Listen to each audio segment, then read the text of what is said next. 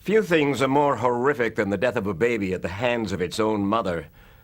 That's the crime that sent Brenda Snyder to jail for 50 years, murder in the second degree. Brenda Snyder was a young mother in rural upstate New York whose babies were rushed to the emergency room again and again and again because they had mysteriously stopped breathing. But no matter how hard they tried, the local doctors could find nothing wrong with the babies. It turned out, however, that there was a good deal wrong with Brenda Snyder. A good deal wrong that many people failed to notice.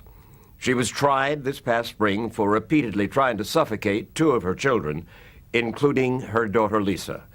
After 2 long years of this abuse, Lisa died. Her mother was convicted of murder. Lisa Judware was a delightful little girl. Everyone who knew her was enchanted by her, including her mother, Brenda Snyder, who is now in prison for murdering her. She was happy, chubby, very pleasant to be around. How old is she in this picture? About 2? 18 months. Yep. Year and a half. Yep. And she died when she was 25 months. just 2 years old. Yep. Killed by her own mother. But for years, as the prosecutor in the case Derek Champagne, no one in the small town of Malone, New York, knew what Brenda Snyder was up to when she was alone with her children. She would take a pillow or a blanket and physically place her hand with the blanket or the pillow over the child's mouth. It's a horrific thought. The children most likely struggled violently, and they became unconscious, and at that time, Brenda would stop the suffocation. And then she would dial 911. Do you have an emergency? Yes, I need a rescue on High Street in Laura. High Street? Yes. Can I have your name, please? Brenda Slater. What's the problem, Brenda? My daughter has stopped breathing. Is she breathing now? Yeah, she's breathing now. I'll send him out, Brenda. And when the rescuers arrived to rush her baby to the hospital, Brenda Snyder would always tell the same story.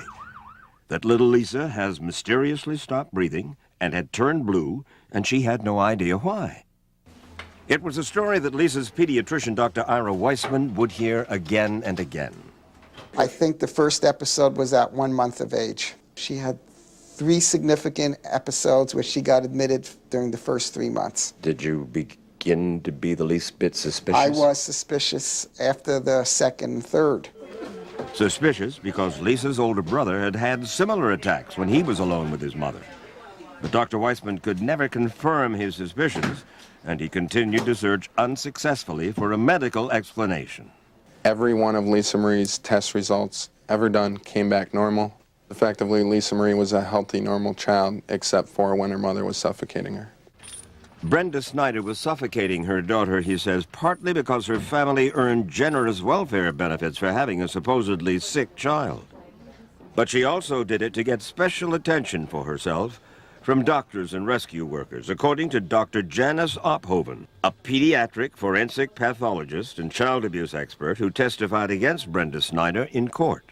It is a particularly insidious and frequently lethal form of harming children that is done secretly or covertly in order to trick the medical professionals. For years, some hospitals have been using hidden cameras to catch mothers like Brenda Snyder abusing their children. Mom's in bed with the baby. Dr. Ophoven showed us this video of a woman and her baby one night in a hospital in the Midwest. Notice she's picking the blanket up. She puts it over his face and then puts the full weight of her body on his head. Oh, no. This is real life? This is being The baby survived, but the mother soon lost custody of him. It's a form of harm that seems to me to be particularly evil. And particularly hard for a doctor to catch because it leaves almost no trace. So Lisa's abuse continued. I need a rescue on High Street. One of the babies again? Yes. Finally, a desperate Dr. Weissman sent Lisa and her mother to one of the finest hospitals in the world.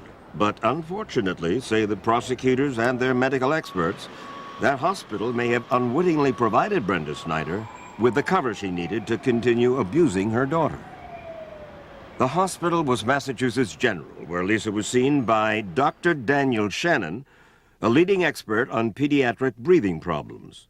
Dr. Shannon believes that repeated, unexplained breathing problems can mean a baby is at high risk for sudden infant death syndrome, or SIDS, and the department he founded at Mass General 25 years ago has long been considered the best place to send infants like Lisa. Dr. Shannon decided that Lisa had a rare seizure disorder and could indeed be at risk for sudden death. So he ordered a radical solution, a pacemaker surgically implanted in her chest to normalize her heart rate whenever she stopped breathing. It was a treatment that surprised Dr. Weissman because he could find nothing wrong with her heart. Were you concerned about it? Were you worried about it? Since he was the expert in this field, I felt that we should follow his recommendations. May we help you?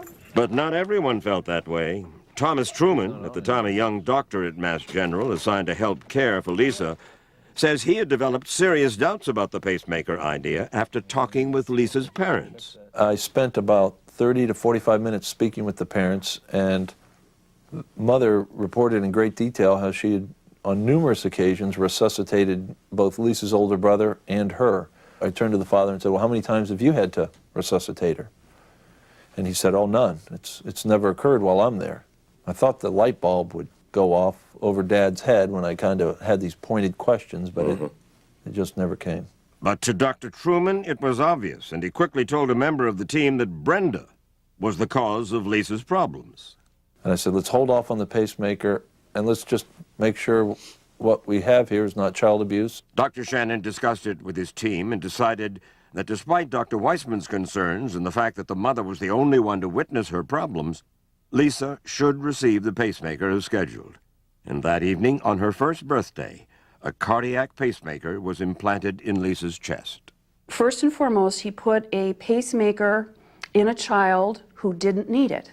Dr. So Ophoven in the says do the no pacemaker harm only category, added not to only baby was Lisa's she- problems. So in the do no harm category, not only was she alive and well and happy and pain-free when she walked into the hospital, subsequently knocked out, taken to the operating room, cut open, woke up on a ventilator in an intensive care unit. I mean, sick, sick, sick. So what you're saying is that the implantation of the pacemaker itself, was child abuse. Yes. Dr. Shannon spoke to us at length off the record, but he declined our repeated request to talk to us on camera. In his place, Mass General offered us an interview with Dr. Ronald Kleinman, Chief Medical Officer for Pediatrics at the hospital. Shannon, you didn't take care of Lisa Judware. I did not. But after reviewing her medical file, Dr. Kleinman told us that Lisa's operation had been necessary. And the team decided that there was very clear evidence that she had a heart rhythm problem, that there wasn't enough evidence to warrant a strong suspicion that this was child abuse. After the pacemaker was implanted, Dr. Truman decided to report his suspicions about Brenda Snyder to authorities back in Malone, New York. But Dr. Shannon, he says, tried to talk him out of it. He vehemently tried to get me not to report my concern for abuse. I said, I'm concerned, I have to follow the law, I'm reporting it. But to Dr. Truman's dismay, nothing happened, because it turned out that Dr. Shannon had also spoken to the local authorities and informed them that Dr. Truman was wrong, that Lisa was not being abused. Essentially, because a world-famous physician in Boston contradicted me, the concern for abuse was unfounded. It was declared unfounded and dropped. Dr. Shannon gave his professional opinion to whoever he talked to in New York. She had heard Dr. Truman's opinion.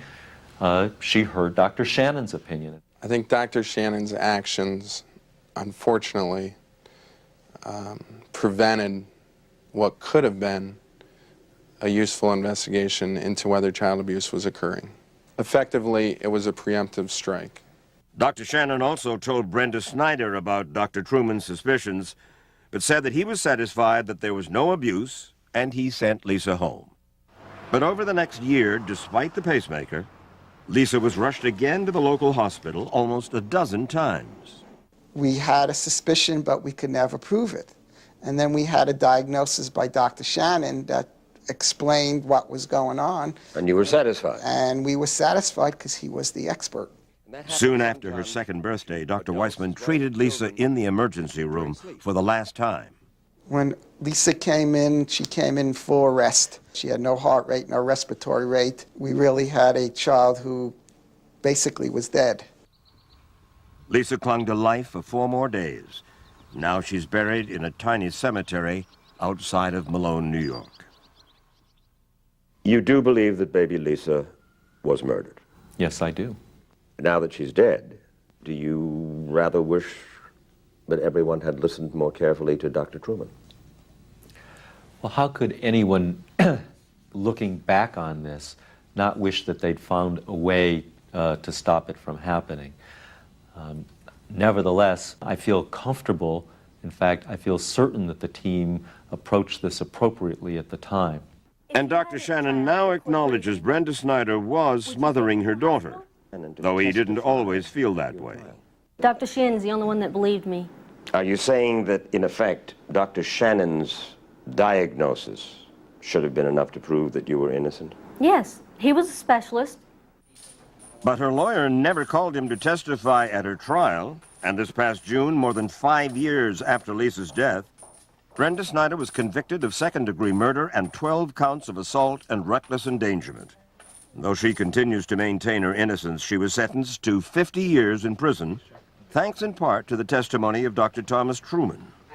I think he is the true hero, if you can find one in this story, at least as it represents hero for me in medicine.